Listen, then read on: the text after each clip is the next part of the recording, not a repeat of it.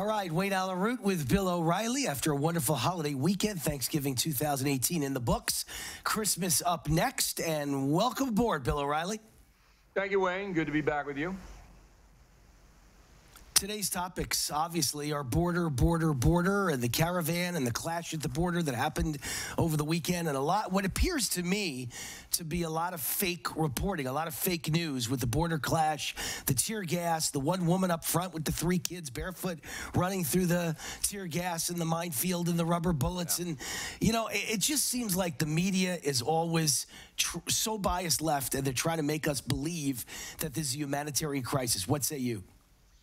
I think there's a crisis. I think that this situation has gotten out of hand, but Americans have to make a decision. It's a fairly easy decision because it's a pretty simple story. Do you want to have a country that allows everyone in the world to apply for asylum or not? If you do, as many in the media, the far left, want, then expect America to be overrun. And I mean that literally, because there are millions of people who are oppressed and poor all over the world who want to come here. Millions, hundreds of millions would want to come here. So if you allow thousands of migrants organized, paid for by far left donors, if you allow them to come to the United States now, then millions will follow. So do you want them? Do you want this situation or not? I submit to you, 70% of Americans say that's crazy. We can't afford this. We don't have the facilities to deal with it on an educational level, on a social level. Remember, 50% of all immigrant homes, legal and illegal, receive government subsidies, payments, because it takes a while to get up and running in our competitive society. So I'd say 70% would say, no, we don't want anarchy. We don't want chaos. Then the question becomes, well, how do you stop an organized invasion? And this puts Jim Acosta to rest once and for all. This is absolutely an invasion. When you have people running at the border trying to knock it down and throwing projectiles at American law enforcement, that's an invasion. Just as if somebody tried to break into your home, that would be a home invasion. It's the same thing. So Acosta and his crew, all right, they're marginalized to the extent you could never believe what they say and ever again. Now, your question's a good one.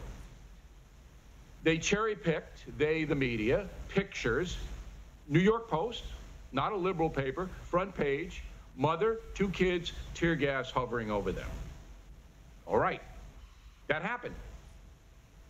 But who rushed the fence? I didn't see any baby carriages, Wayne. There's video of it. I didn't see any baby carriages. Who sat on top of the barriers? You see any baby carriages up there, Wayne? No.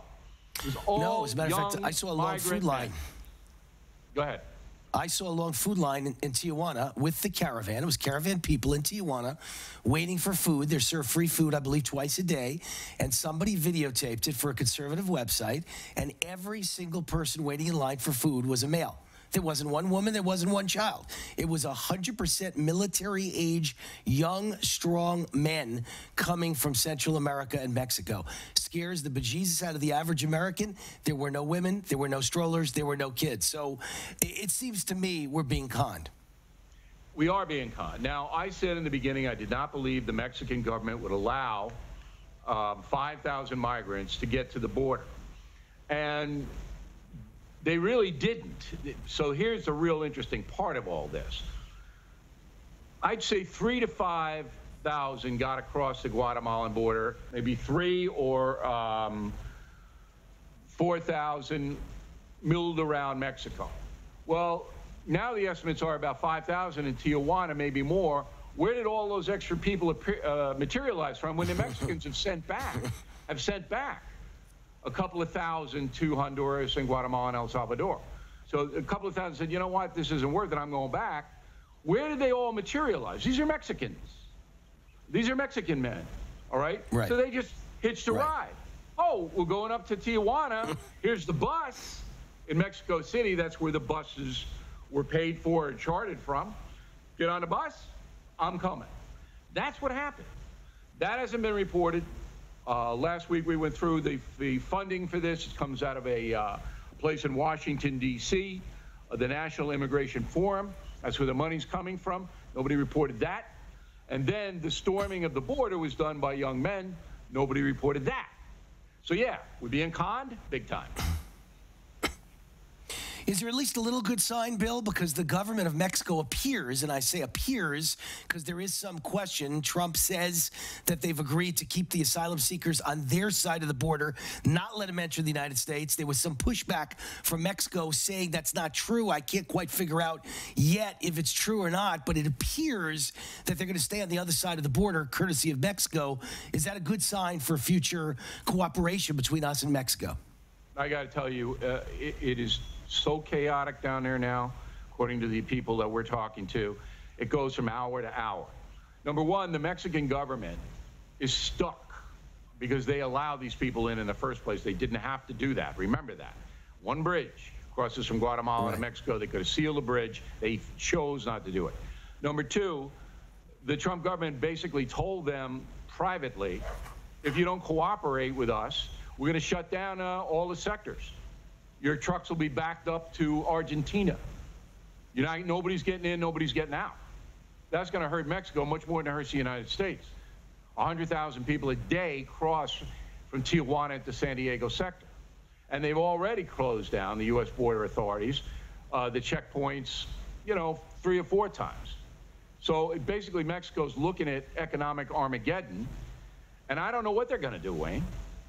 I know that the Trump administration is not going to allow these people in to apply for asylum. They're not going to do it. This is the line in the sand because it helps Donald Trump politically. As I said, most Americans don't want this. So he's not going to let them in. So therefore, they are in Mexico. Mexico's got to feed them and house them and give them water. And the people in Tijuana don't want them there. So you got a big mess. Mexico's got a big mess on its hands.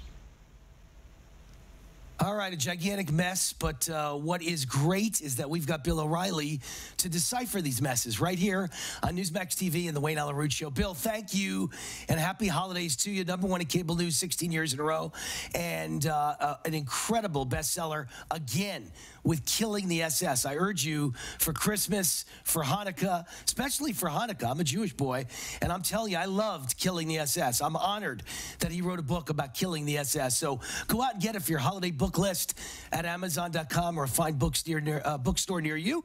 Bill O'Reilly, happy holidays, and we'll see you on Wednesday. Okay, Wayne, thanks very much.